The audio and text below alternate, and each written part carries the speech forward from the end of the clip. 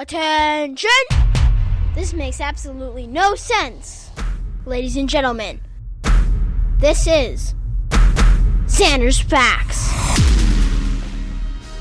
Hello everybody, welcome into Zander's Facts. I am of course the aforementioned Zander, and no, this is not a new episode of the Zander's Facts podcast.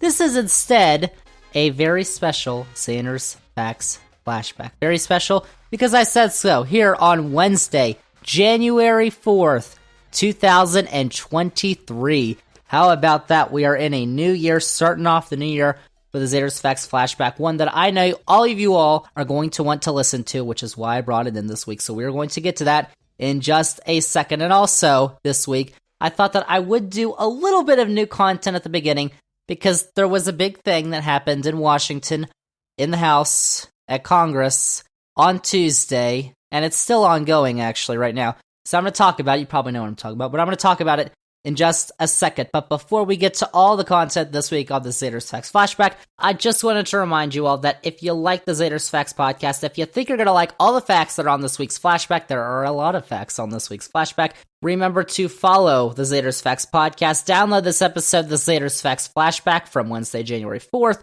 rate and review the podcast, then go to all our socials, Twitter, Facebook, Instagram, TikTok, I'm on all of those, at Zander's Facts. That's Zander with a Z. And most importantly, remember to tell your friends. Spread the facts!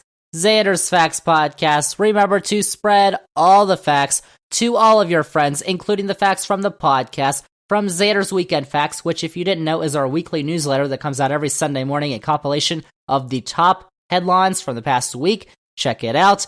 Also, we've got our Zander's Facts YouTube channel. If you want to check out a bunch of our past episodes in YouTube form with a nice background, you can do that, including the Zander's Facts Flashback, and also the Zander's Facts link tree, which has all the Zander's Facts links that you need, including for Zander'sFacts.com and the Zander's Facts shop if you want to get any Zander's Facts swag, facts, merch. Check it out. It's Zander'sFacts.com. But before we get to our flashback this week, I just wanted to take a minute to mention what is going on in Congress right now. This is some new content for Wednesday, January 4th, 2023, because we got to have some new facts, even in our Zander's Facts flashback for this week, because there's a lot of stuff going on in Congress, in the House, right now. The 118th Congress was just sworn in. Congratulations. On Tuesday, January 3rd, or it came together, at least. The Senate and all the new senators and all the senators that were reelected were sworn in. But in the House, all the new members technically have not been sworn in yet because the House has not done something that it needs to do. What are you talking about? Which is elect a leader. And by a leader, I mean a Speaker of the House. The Speaker of the House, as you all may know, was Nancy Pelosi from 2018 to 2022. Now, because Republicans have regained the majority in the House of Representatives, they have 222 seats. They should be the ones who get to decide who is the Speaker. But we are now on Wednesday, January 4th. I'm recording this Tuesday night, actually, when the House is adjourned. But we don't have a Speaker yet. It should be, don't you all think, the House Republican leader, Kevin McCarthy.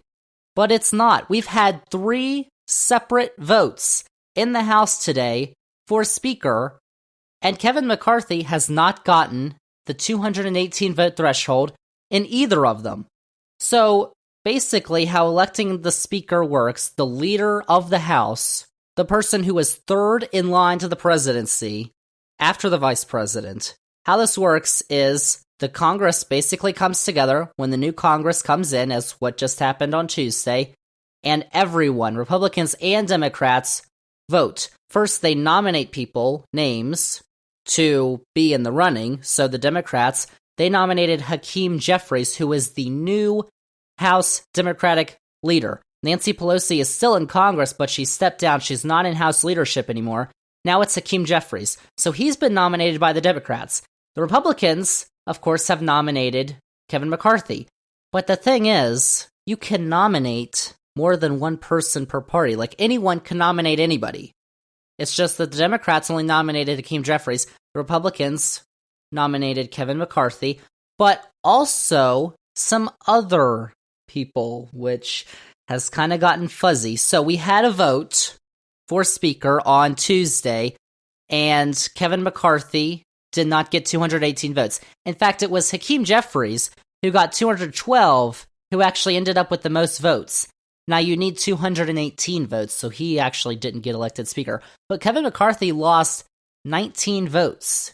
He only got 203 votes because 19 Republicans voted for other Republicans. That was Congressman Andy Biggs, who got 10 votes. It was Jim Jordan, who got a couple votes. It was these other Republicans who split off 19 votes from McCarthy. So then they have to have another vote. And in this vote, Democrats nominate Hakeem Jeffries. Republicans nominate Kevin McCarthy. Actually, there was some deliberation before this vote, after the first vote. Jim Jordan and Kevin McCarthy were seen talking to each other, and Jim Jordan's actually the one who goes up and nominates Kevin McCarthy. So it would appear they were aligned. But actually, they are actually. But Matt Gaetz, who you all know is a congressman from Florida, goes up there and nominates Jim Jordan. Whoops. So what happens is Kevin McCarthy once again gets 203 votes. Jim Jordan gets 19. Hakeem Jeffries gets 212 because all 212 Democrats voted for him, and that didn't change. So now we're basically in the same position we were. It's just there aren't a bunch of candidates who took off 19 votes. It's just Jim Jordan. Even though Jim Jordan didn't vote for himself, he voted for Kevin McCarthy because he doesn't want to become Speaker. Or at least says he doesn't. He would rather actually be in charge of the Judiciary Committee, which is basically why he wants Kevin McCarthy to become Speaker, because he knows Kevin McCarthy's going to give him that position. So he doesn't vote for himself, he votes for McCarthy, but 19 people vote for him. 19 House Republicans. We do another vote, a third vote, and the results: Hakeem Jeffries 212, Kevin McCarthy 202, and Jim Jordan suddenly gained a vote. He got 20 votes now. So we are like, nothing is changing, basically. And they finally adjourn. So who are these 1920 Republicans? Well, they're not moderate Republicans. Those are going for Kevin McCarthy. These are the people who sometimes get mentioned on this podcast, the far right wingers, the people who believe in space lasers. Actually, Marjorie, who you all know the other names in her name, she actually voted for Kevin McCarthy because she got the deals she wanted from Kevin. It's all about the deals.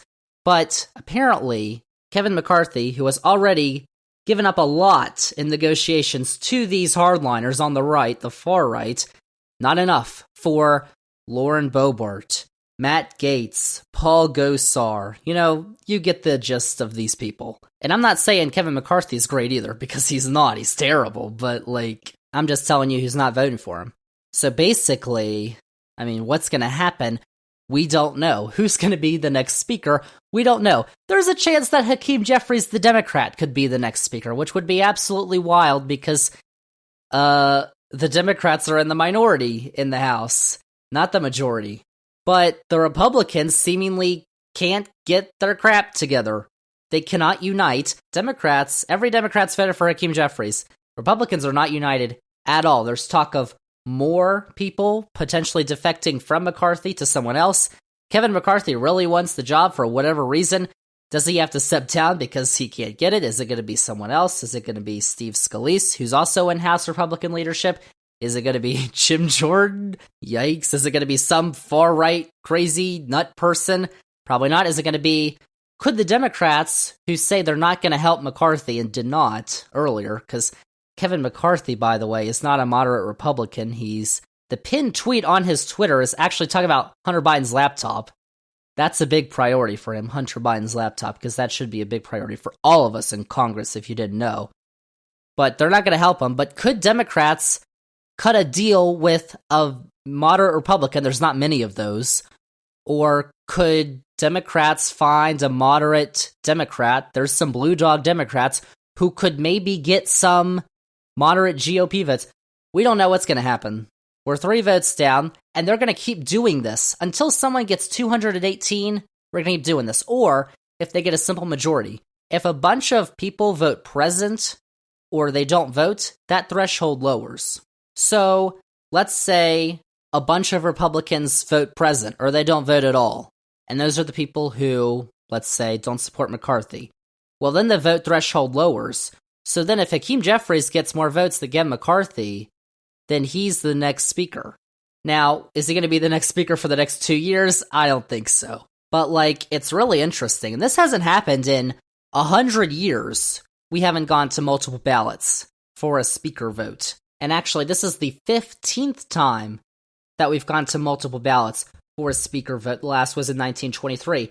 But in 1855, when Nathaniel Banks from Massachusetts was elected speaker, the final ballot was the 133rd. It's a fact. So, if we go the distance, 133 votes, technically it would not be unprecedented. However, it would be extremely boring. I don't know if you saw any of it on Tuesday.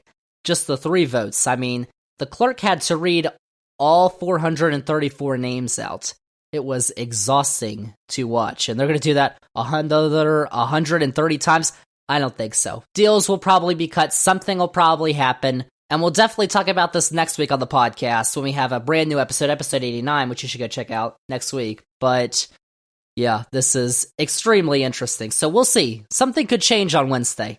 But for right now, we don't have a Speaker of the House, and it doesn't look like we're getting anywhere close to one anytime soon. So we'll see how all that goes. But that's a little update for you all this week on Wednesday, January 4th. Let's get to our Zander's Facts Flashback this week, because I was going through a bunch of our past episodes, and I didn't want to choose any of the way back ones from last year because my voice didn't sound so great and it was low quality. So sorry you all had to listen to that back in the day. But now, because we are a very professional podcast organization now, I wanted to go to July. Nice. Episode 69. It was a very busy summer, if you don't remember, in politics. And we talked about it with the Supreme Court, everything that was going on in the Supreme Court, and a lot of the stuff still matters now. I talked about previewing the 2022 election back then, which you all can basically cut out of your minds because that's over and done with. But other than that, there's a lot of stuff that still pertains today. So I thought I'd bring it back up this week on our Zander's Facts Flashback. So let's get to it. We are going back to episode 69 of the podcast. The Supremes aren't done yet on our Zander's Facts Flashback.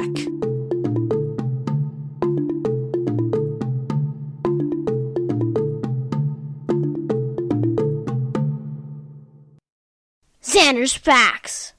Episode 69, we are talking about the Supreme Court. Again, and no, you're not listening to last week's edition because we also talked about that last week. Last week, we talked about the Supreme Court and abortion because the Supreme Court had officially overturned Roe v. Wade and therefore the constitutional right for a woman to get an abortion. We're not talking about that this week. That was last week, so if you need to go hear about that, we'll go listen to last week's and episode 62 when I talked about it as well. So go listen to that if you haven't. But this week, we're talking about some other cases that the Supreme Court is dealing with. We've got 2 cases that I'm going to talk about that have already been decided. One case, which is probably the most important of all of them, which you're like, Zander, please, abortion, very important. But this may be even more important. Seriously? Which has not been decided yet. So we're going to talk about that. So last week, we talked about abortion and how it's no longer constitutionally protected, so that red states across the country have been passing abortion bans and heavy restrictions. We talked about that last week. This week, we are going to look into some other cases that the Supreme Court has been taking up, specifically 3 cases. 2 that's been already decided upon, and 1 that's going to be heard in the fall. And obviously, abortion is a critical issue, but you're going to want to know about these cases too because they're pretty important. So let's start with the 2 cases that the court decided last week. And the first case that I'm talking about is West Virginia versus the Environmental Protection Agency, the EPA.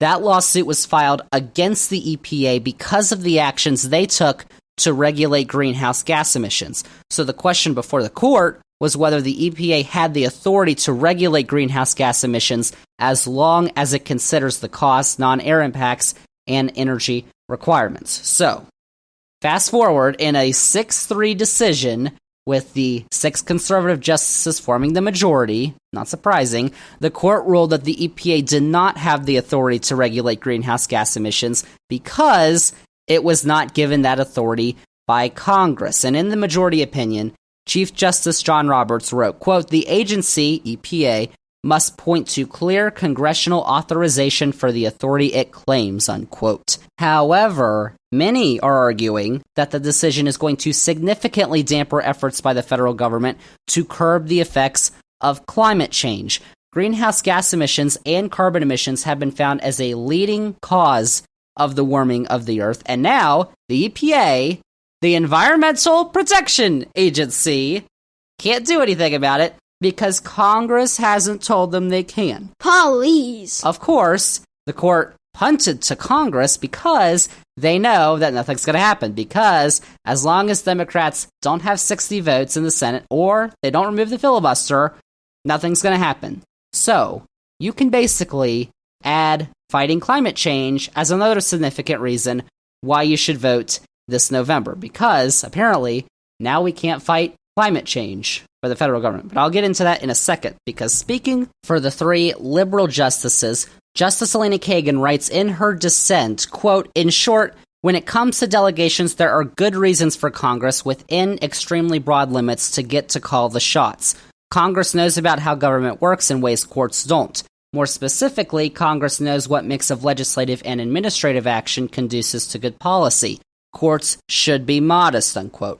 Quote, "Today the court is not. Section 111, most naturally read, authorizes EPA to develop the Clean Power Plan. In other words, to decide that generation shifting is the best system of emission reduction for power plants churning out carbon dioxide. Evaluating systems of emission reduction is what EPA does, and nothing in the rest of the Clean Air Act or any other statute suggests that Congress does not mean for the delegation it wrote to go as far as the text says. In rewriting that text, the court substitutes its own ideas about delegations for Congresses, and that means the court substitutes its own ideas about policymaking for Congresses. The court will not allow the Clean Air Act to work as Congress instructed. The court, rather than Congress, will decide how much regulation is too much.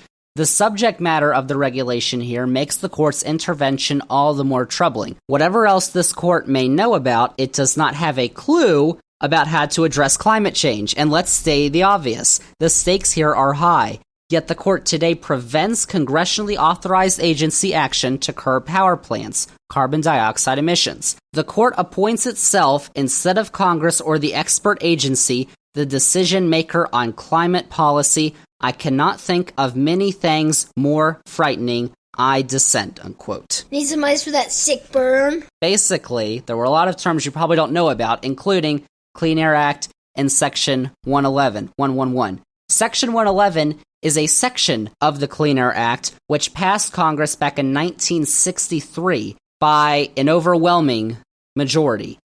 That section of the Act, Section 111, as Kagan writes in her dissent, quote, "directs the EPA to regulate stationary sources of any substance that causes or contributes significantly to air pollution and that may reasonably be anticipated to endanger public health or welfare. Carbon dioxide and other greenhouse gases fit that description," unquote. So, to carry that out, in 2015, under the Obama administration, the EPA instituted the Clean Power Plan, which was intended to reduce emissions in a cost-effective manner. And then it was ultimately repealed by the next administration, the Trump administration, and now has been nullified by the court. So even though Congress has given the executive branch the authority to regulate air pollution, which they did back in 1963, because the act did not explicitly say which actions could be taken, it doesn't count. Just like how the court ruled that because abortion is not explicitly written in the Constitution,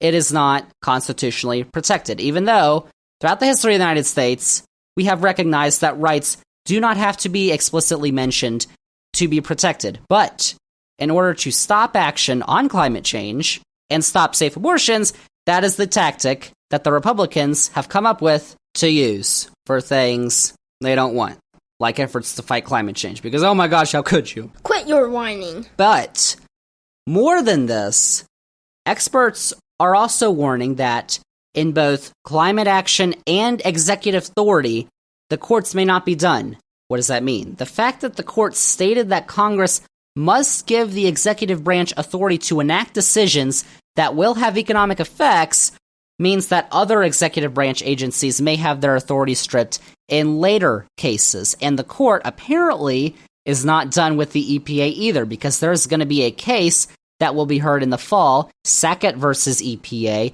in a challenge to the Clean Water Act, which was passed by President Nixon in 1972. In that case, the court could rule that the EPA overstepped its authority when regulating wetlands and waterways in the U.S. Because, I mean, of course, who doesn't want more garbage and pollution in natural habitats? Like, what is wrong with you, EPA? Why can't we put garbage in the water where the fish live and other animals? Like, seriously, come on. Why would they do this to us? Government overreach. These are not Zander's facts. Talk about, though, 50 years of precedent on women's rights being overruled.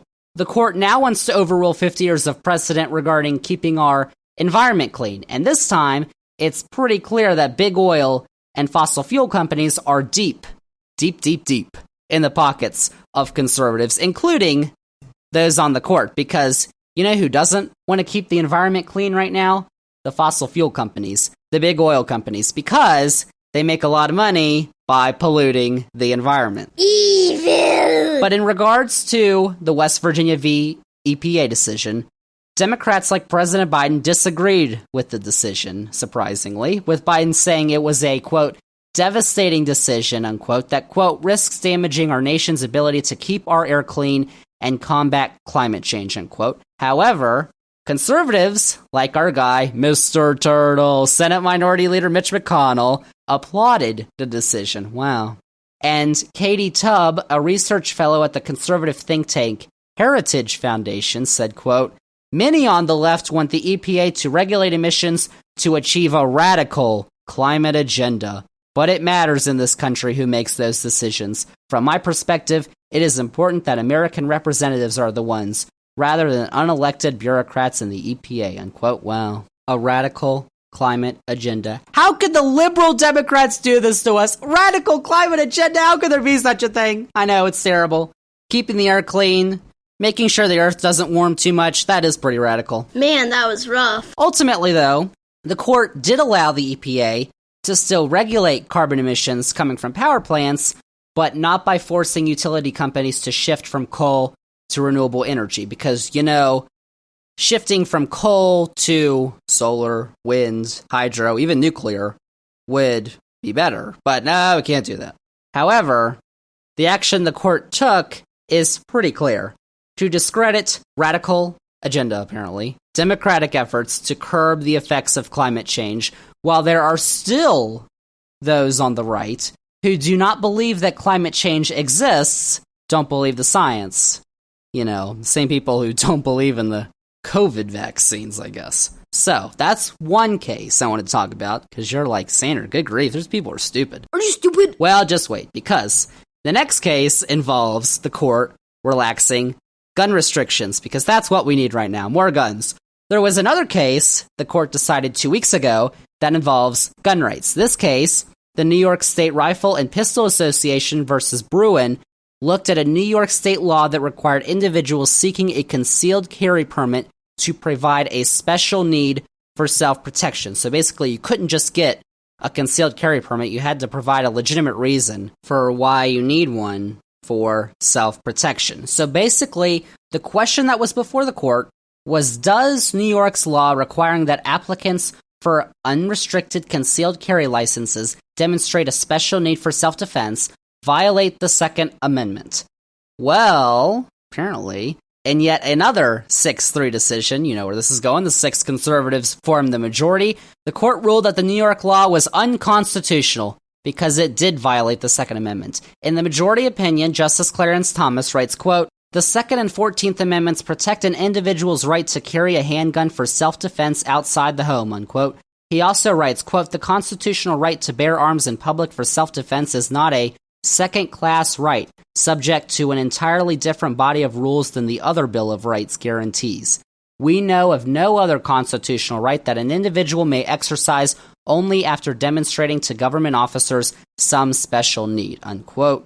Wow. So ultimately, the decision overturns a law that has been in effect in some capacity in the state of New York since 1905, over 100 years. Thomas argues about the constitutional right to bear arms in public for self-defense, but where exactly in the Constitution does it say that? Because once again, I will read you the Second Amendment, as I have done many times on this podcast. It's not very long. Quote, "A well-regulated militia being necessary to the security of a free state, the right of the people to keep and bear arms shall not be infringed," unquote. So you've got bear arms, which he said, Clarence, but for self-defense purposes, that is not there. And even if it was, remember the part at the beginning, which they kind of like to go over, just skip over a little bit. Well-regulated militia. Remember that part? Huh. Wouldn't this regulation probably qualify under that purpose? It's so interesting to me how the court interprets self-defense in this case, but does not interpret abortion under the right to privacy or equal protection, or apparently the right to regulate climate, even though those aren't explicitly stated either, just like self-defense. But they do think, oh my gosh. So, in fact, Thomas's opinion only mentions well-regulated militia once, and that is to argue against a dissent in the D.C. v. Heller case that overturned a D.C. ban on handguns in 2008, the District of Columbia. That case was a 5-4 decision, with, of course, the conservatives making the majority. The liberals formed the minority back in 2008. But let's give him credit, Thomas, because he also mentions the 14th Amendment. Let's see if self-defense is mentioned there. Now, the 14th Amendment is a lot longer, but I am going to read it to you. It's got 5 sections, which I will read to you. Story time! Section 1, quote, "All persons born or naturalized in the United States and subject to the jurisdiction thereof are citizens of the United States and of the state wherein they reside.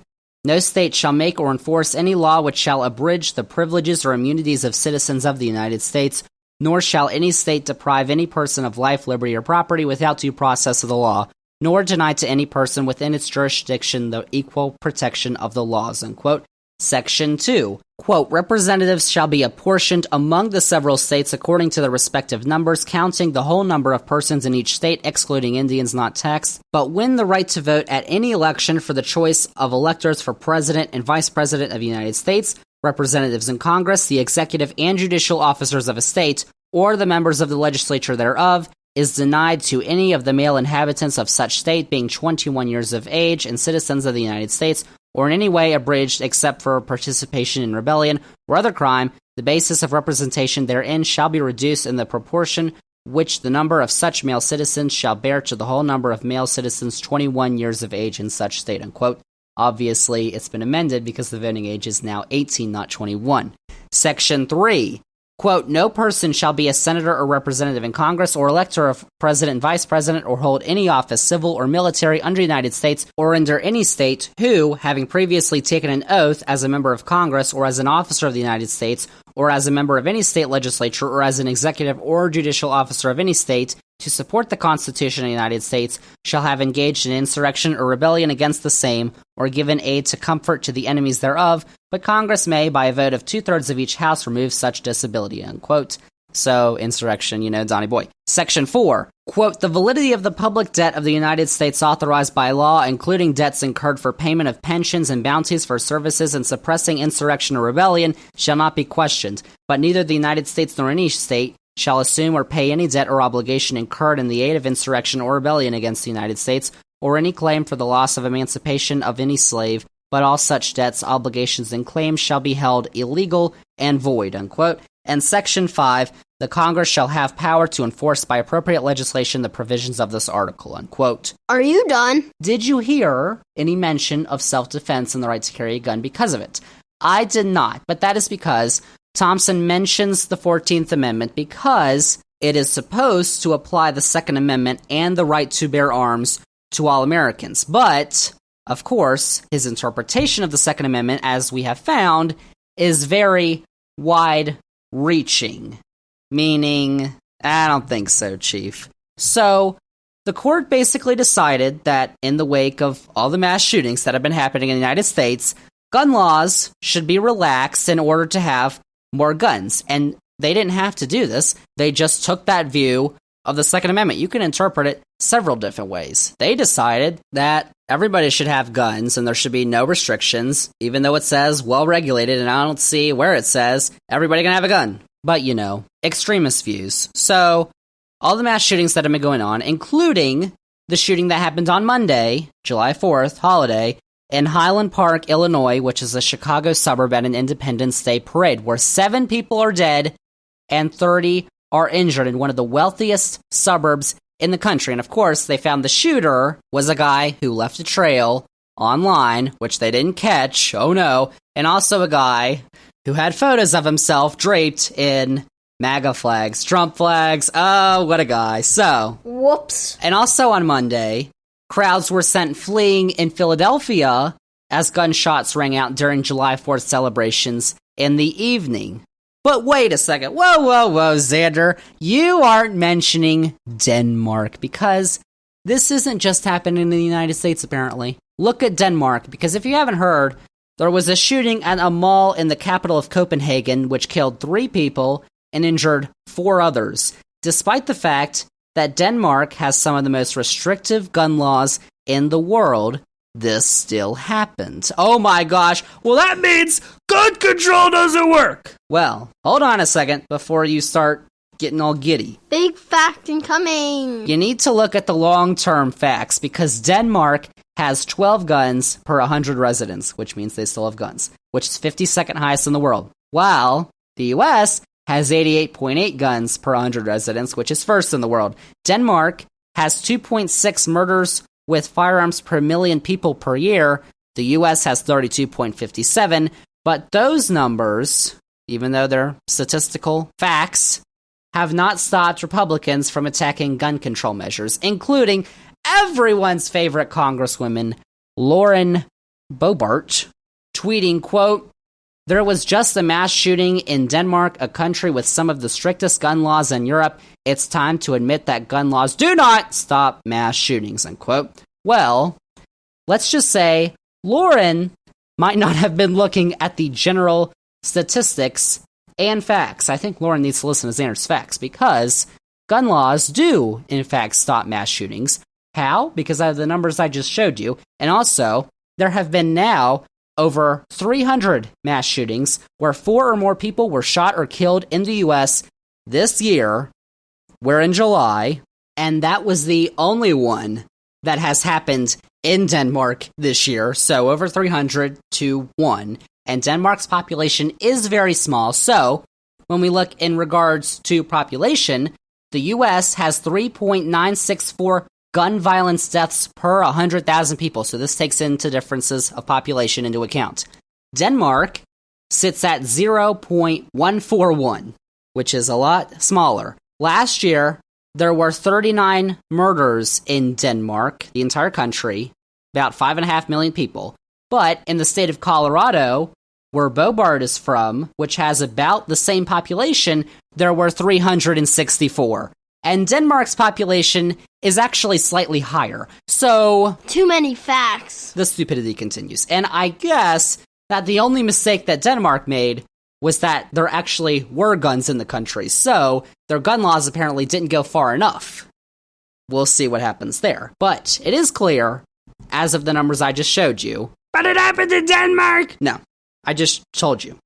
While gun deaths still occur in countries like Denmark, they are not even close when taking in population differences into account even than the US.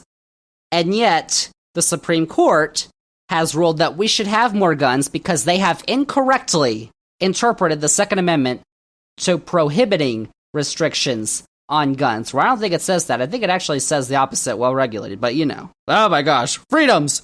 The fact is, if this is how the Supreme Court interprets the Constitution, then congressional action and voting for Democrats against those crazy nutjobs may not be enough, because it is clear that the conservative justices on the court who are voting for this stuff are literally endangering people in this country. And this isn't the only instance I can point to. Remember, that the Supreme Court is now allowing states to criminalize abortion, which will endanger many women across the country, and is now allowing big oil companies to pollute as much as they wish, damaging our health and future. But also, in another case that was decided very recently, where the Supreme Court declined to hear a religious liberty challenge to New York's COVID-19 vaccine mandate, Justice Clarence Thomas wrote in a dissenting opinion that, quote, "They object on religious grounds to all available COVID-19 vaccines because they were developed using cell lines derived from aborted children," unquote. What? I am not making that up. He actually wrote that. And just, if you were curious, that is not true. It actually came from a Supreme Court justice in an official dissent. Like, whoa. That same justice, who, by the way, is married to someone who pressured Trump officials to overturn the results of the 2020 election, which we know because the January 6th committee has their text messages. And yet, I have another example of why the court needs to be constrained. You heard about all of those, but now here's the big one. This is the one that I was talking about that we are now getting to. Here we go. Oh my gosh, this one blows the other ones out of the water. No, the biggest threat to the country as a whole may be in a case that hasn't even been heard yet. And no, I am not talking about Clarence Thomas's attacks on contraceptives, even though the court could be poised to restrict Plan B and birth control, just so you know. We talked about that previous podcast. No, the case I'm talking about is Moore v. Harper, which you probably haven't heard of. It's a suit brought by Republicans in the North Carolina General Assembly. So in 2021, the General Assembly approved a new congressional districts map based on the data they received from the 2020 census. However, some North Carolina voters sued because they said that the map was a partisan gerrymander in favor of Republicans that violated the state constitution. Now, the North Carolina Supreme Court ultimately ruled that it was a partisan gerrymander, and they ordered the lower trial court to draw a new map, which they did.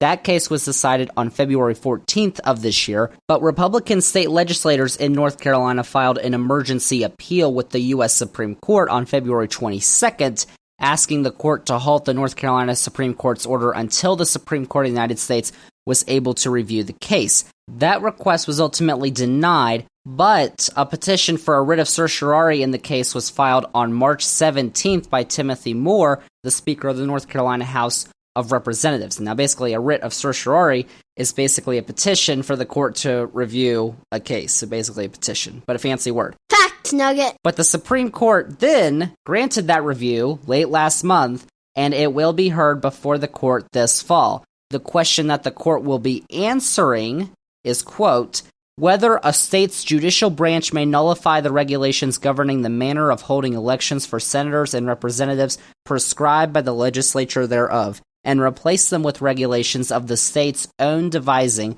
based on vague state constitutional provisions purportedly vesting the state judiciary with power to prescribe whatever rules it deems appropriate to ensure a fair or free election, unquote.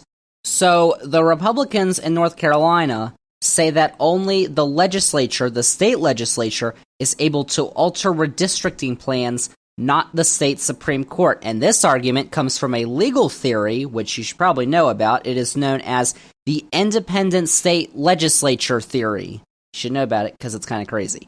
This theory gives state legislatures total authority to set the rules for federal elections with no restrictions or supervision from the state courts or state constitutions. Now, advocates for this theory point to the election clause in Article 1 of the Constitution, which states, quote, the times, places, and manner of holding elections for senators and representatives shall be prescribed in each state by the legislature thereof, unquote. Oh, it said the word legislature. So, What do you say? the independent state legislature theory is not new, however, because it was first cited in a concurring opinion by 3 Supreme Court conservative justices in the 2000 Bush v. Gore case, which, if you didn't know, basically gave the 2000 presidential election to George W. Bush before recounts were finished in Florida, and it was also used as an excuse for those attempting to overturn, you guessed it, the 2020 presidential election in favor of Donnie Boy. Advocates for the former president were seeking for state legislatures such as those in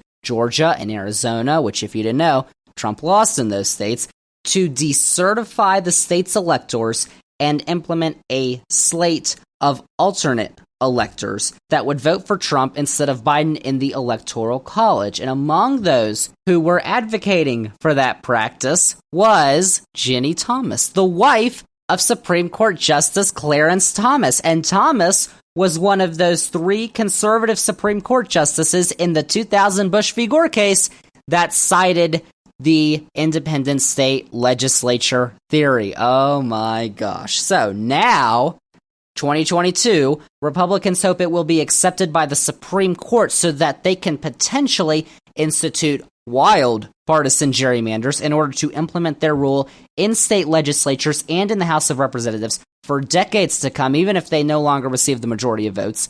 Like in North Carolina, Trump barely won that state by about 1%, but the map that Republicans in the state legislature approved would have given them basically 10 of the 14 House seats in North Carolina, which is not very close to where North Carolina is politically. However, Republicans also hope that it will give legislatures the power to select their own slate of electors to send to the Electoral College vote, meaning Republican legislatures could appoint Republican electors even if a Democrat won the state in a presidential election. Because, yeah, does that sound like democracy to you? I don't think so. I don't think so. Using this theory, though, Republicans could also stop governors, Democrats and Republicans, from vetoing election bills or state courts from blocking bills that could set up different voting hours in urban and rural precincts. Because,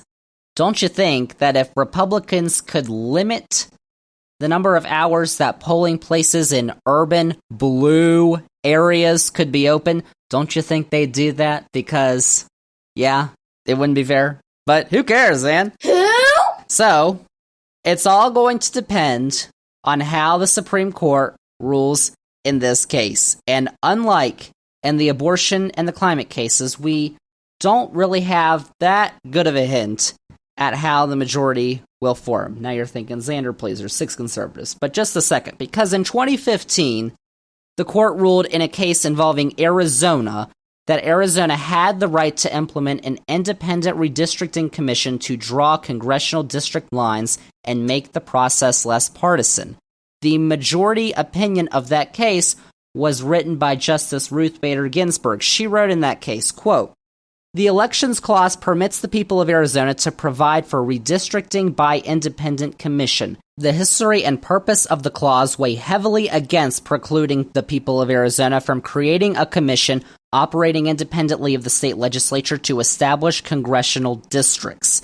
Such preclusion would also run up against the Constitution's animating principle that the people themselves are the originating source of all the powers of government. The dominant purpose of the Elections Clause, the historical record bears out, was to empower Congress to override state election rules, not to restrict the way states enact legislation. Ratification arguments in support of congressional oversight focuses on potential abuses by state politicians, but the legislative processes by which the states could exercise their initiating role in regulating congressional elections occasion to no debate. There is no suggestion that the Election Clause, by specifying the legislature thereof, required assignment of congressional redistricting authority to the state's representative body," unquote. Oh my gosh, I love me a good RBG opinion. But basically saying the term legislature for all of the history of this nation and the Elections Clause does not exactly mean the state legislature. Oh my gosh, we're not interpreting the Constitution literally anymore? Kind of changes. So, there was also a case, though, in 2019 that asked the Supreme Court to intervene to stop a partisan gerrymander in a state. And the court, in a 5-4 decision, declined to do so because they said that federal courts did not have the authority to handle claims of illegal partisan gerrymandering, but that the state courts did have that authority. That was the majority opinion that was written by Chief Justice John Roberts. Now, of course, the court looks differently than it did in 2015 and 2019 when there were 5 conservatives, 4 liberals. There's now 6 conservatives and 3 liberals, and 4 of the 6 conservatives have expressed a willingness to look at the independent state legislature theory. Those justices, Samuel Alito, Clarence Thomas, Neil Gorsuch, and Brett Kavanaugh. And it doesn't appear likely that Chief Justice John Roberts is going to backtrack from his 2019 opinion and go forward with any of these conservatives, which leaves the likely swing vote as Justice Amy Coney Barrett. Uh-oh. Oh no. Well, I guess you're right. I guess this is over. Handmaid's Tale girl? We'll see about that. But yeah, that's basically where we are right now, and I probably don't need to tell you what's going to happen if the court decided to rule in favor of the North Carolina Republicans. But I'm going to anyway, because some of you may not know. It would be an absolute disaster Chill out. for American democracy. We're not just talking about overturning 50 years of precedent in regards to abortion or climate. We're talking about overturning precedents ever since this nation was founded. Because as Ruth Bader Ginsburg said in her 2015 opinion, it has never been found by the nation's highest court that the Elections Clause of Article 1 of the Constitution specifically requires only state legislatures to enact federal election laws. Since the birth of this nation, that clause, that article, has never been interpreted in that way. But, I mean, if it can help the Republicans out, I mean, I'm sure they could do that. I mean, if the Republicans need to get their way, then I guess they'll interpret it the way that they please. So, now, they want a literal reading of the Constitution. Legislature can be defined many different ways, but they're going to define it that way. Like, there's no mention of abortion. They read that literally. But there also isn't any mention of self-defense in public regarding guns. But they interpreted it that way. So, basically, just a pick and choose game here with this court, which I basically said last week when we were talking about abortion and all the other cases, which is pretty dangerous. Supreme Court just looking at whatever, deciding, oh, that means that. That means that. Oh, we can take that literally. Oh, that's, we take it that, can't take that literally. And just do whatever they want, which is not good for any of those cases. But this would be the absolute worst attack yet on our country and democracy in the United States. Zander, please be quiet. You're just fear-mongering. You have no clue. Stinger. I do have a clue, because I did the research and I have all the facts. This would allow state legislatures, which have already been found in many states to be heavily gerrymandered, to have sole authority over how federal elections are held in states, and could allow these state legislatures to appoint electors for the candidate of their choosing, no matter if they have won the most votes in a state or not. Now, I don't know if you know this or not, but that is literally the definition of anti-democratic. That is the definition of against democracy. The ability to go against the will of the people is not democracy. It is, however, much closer to the Republicans' ultimate goal, which we have talked about on this podcast, of theocracy. That's blasphemous. Which is not a democracy. So, no offense to those other cases, because they are obviously very important. And I've talked about them a bunch on this podcast, including just a few minutes ago. But this one should have your full attention for a reason, because it could literally mean the end of free and fair elections in the United States of America as we know it. Now, I guess the Supreme Court could surprise us and be like, oh no, just kidding, we're not going to do that. But, I mean, at this point, just expect anything, like, honestly. So, the upcoming 2022 midterm elections could be the last democratically held elections in the United States if we sit back and let this happen, which we've basically sat back and let this happen. There's nothing really we can do anymore. Which is why, as you know by now, and you probably hate me for saying it, Xander, shut up. I'm not going to. But you gotta vote this year if you are a U.S. citizen, and you will be at least 18 years of age on Election Day, which is November 8th, 2022. Zander, you've already told me this. I don't need to hear it anymore. I know, but it's very important that you actually listen to Zander for once, because I got a lot of facts. But also, we've got one party that is literally attempting, in plain sight, as I have just described, if you need an example, rewind the podcast a couple minutes, to be able to overturn the results of elections that don't go their way. Because they refuse to budge from their far-right, unpopular positions that are losing support from the American electorate. You think that banning abortions in states is popular? Not really. Even in states where they're doing it. Do you think that getting rid of contraceptives, birth control is popular? No. Do you think that stopping the EPA from stopping big oil companies from polluting all they want is popular? No.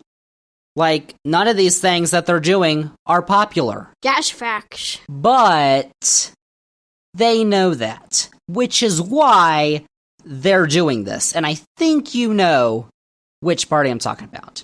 So, this podcast comes out on July 6th. I said Election Day is November 8th.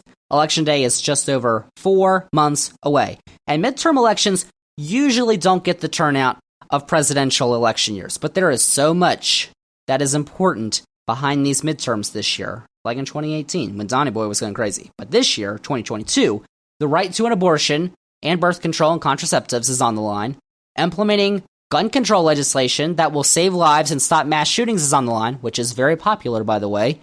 Many things are on the line, but the most important may be free and fair elections. If you actually care about democracy, you would care about these midterms. There are many members of one party who don't want them anymore, and they can only be stopped by losing at the ballot box, which then they'll say, oh my gosh, it was fraud, stolen, I actually won, even though they didn't. Sore losers, liars, sorry, your moms didn't love you growing up. And I'm not just talking about congressional elections, which are very important, but also state elections for governor and state legislatures, because there are 36 governor seats that are up for election this year, and the only states that are not holding state legislature elections are 4: Louisiana, Mississippi, New Jersey, and Virginia. Although, actually, Virginia may.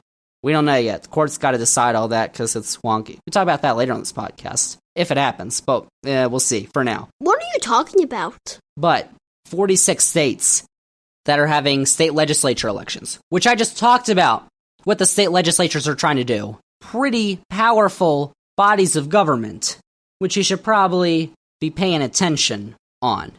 But let me just say, we are going to go much further in depth in the biggest elections of the midterms over the next 4 months on this podcast and on Zander's Weekend Facts, which you should sign up for. Link in the episode description.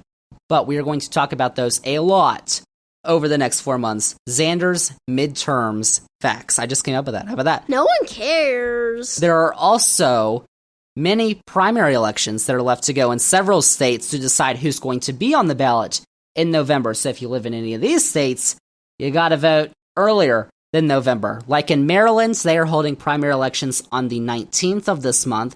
Arizona, Kansas, Michigan, Montana, and Washington are holding elections on August 2nd, and then 2 days later on the 4th, Tennessee, and then Connecticut, Minnesota, Vermont, and Wisconsin on August 9th, Hawaii on August 13th, Alaska and Wyoming on August 16th. You got Florida and then House races in New York on August 23rd, Massachusetts on September 6th, and Delaware, New Hampshire, and Rhode Island on September 13th. So we got primary elections too, even before the general election in November. So, basically, to wrap up my tirade, the Supreme Court is bad. Which you know already. I mean, I would wager a large amount that the majority of Americans do not want their state legislatures to be the sole authority on federal election law. Like, we're talking about getting rid of checks and balances. You ever heard of checks and balances? It's pretty fundamental if you've ever taken a civics class. We have checks and balances over the three branches of government. They check each other to balance each other out. The executive branch, which has the president or the governor, the legislative branch, which has Congress or your state legislature,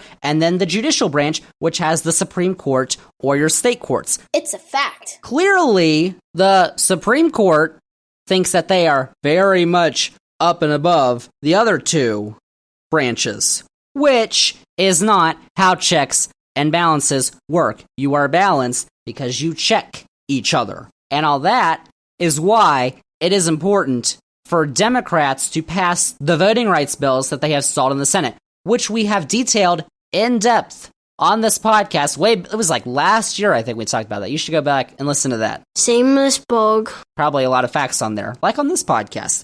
But they can't get them passed because there's two Democrats who don't want to get rid of the filibuster. They don't have 60 votes because the Republicans ain't going to vote for them. So they can get passed if more Democrats get voted into the Senate later this year, like on November 8th, the midterms. Now, I know, Zander, I'm so tired. I don't want to vote anymore, please. I know the arguments. Democrats don't do anything, so why should we vote for them? Which is actually a popular sentiment, I would say, among many progressives and those firmly on the left. And I get it. Because let me just tell you something. Democrats, the Democratic Party is not the greatest thing ever. Like, we can all agree on that. Like, seriously, I do wish, which I have expressed the sentiment on my podcast, that we had a system that allowed for many parties, like in Europe. I think the two-party system is what has gotten us here. It's terrible. And we need to get rid of it, like, as fast as possible. So we can vote for parties like, the Zander's Facts Party. Oh my gosh. Oh, yay. I should start my own party. The Zander's Facts Party. Only facts. That's our platform. All facts. Now everybody would vote for us. Write us in. Don't write in, though, this year, because you kind of have to vote for someone. Like, that takes away votes. Don't do that. Unless you're going to vote for a Republican, then you can write in Zander's Facts. But otherwise, like, don't do it this year. But we got to start the Zander's Facts Party movement. Like, seriously, Zander's Facts should be its own party. But for the time being, we have to deal with what we have. And that means making a choice between a Democrat who probably wants free and fair elections and a Republican who, maybe not, but probably doesn't want free and fair elections and would love it if the Supreme Court ruled in favor of the North Carolina Republicans in that case. And the sentiment that both are just as bad, both are terrible, which is kind of true, but that's what brought us 2016 and has put us into this mess. Like, honestly, do you think that in 2016, if Hillary Clinton was elected, we would be talking about the overturning of Roe v. Wade and the end of free and fair elections right now? Probably not, because Hillary Clinton would have appointed those 3 Supreme Court justices, not Donnie Boy, which has gotten us into this mess in the first place. It's the truth. And Democrats appeared to learn from their mistakes in 2016, in 2018, and 2020, but a bunch of Democrats, a bunch of people who would vote Democrat, are now tuning out after Donnie Boy. But listen, people, Donnie Boy, Trumpety Boy, is not gone yet. He hasn't been charged yet for the insurrection, although, I mean, we'll see. And he's reportedly planning on launching his next campaign for president later this summer, which hopefully energizes the Democrats. But now is not the time to get complacent, because it is the time to exercise our rights as Americans and actually vote for people who want democracy. Oh my gosh. Wouldn't that be such a radical idea? The liberal, radical climate agenda. Isn't it terrible? So the only chance to stop the backward slide put in place by the Supreme Court is by voting in November. Make sure you got all your plans all ready to go and vote for the Zander's Facts Party. Even though, maybe not this year. But next time, vote for the Zander's Facts Party, because that's going to be a thing. Hopefully. We'll see. Zander's Facts. So there you have it. That is this week's Zander's Facts Flashback, and that's all I got for this week's edition of Zander's Facts. Thank you all so much for listening. And remember, if you liked all the facts that we had on this week's edition of the podcast, our Zander's Facts Flashback, remember to follow this podcast, download this episode, the Zander's Facts Flashback, rate and review the podcast, then go on all your socials, Twitter, Facebook, Instagram, TikTok. I'm on all those, at Zander's Facts. That is Zander with a Z. And make sure to tell all your friends. Spread the facts. Zander's Facts Podcast. Tell all your friends about the podcast, about Zander's Weekend Facts, our weekly newsletter, which you can sign up in this episode's description. It is free to do so. Zander's Facts on YouTube. Because this flashback is going to be on YouTube, you should check that out. And the Zander's Facts link tree, which has all the Zander's Facts links that you need. It is linked to this episode's description. It includes Zander'sFacts.com, the new online home of Zander's Facts, which also includes the brand new Zander's Facts shop. Get your facts swag. We are back with a brand new episode next week, episode 89 of the podcast, to begin our new episodes for the new year of 2023. Obviously, I'm going to mention, at least in some form, the speaker vote or what's going on in Congress right now, and some other stuff. So you might want to tune in because I got a bunch more facts coming up for you next week on episode 89 of the Zander's Facts podcast. But that is it. That is a wrap for the Zander's Facts Flashback. Thank you all so much for listening, and we'll see y'all with episode 89 next week.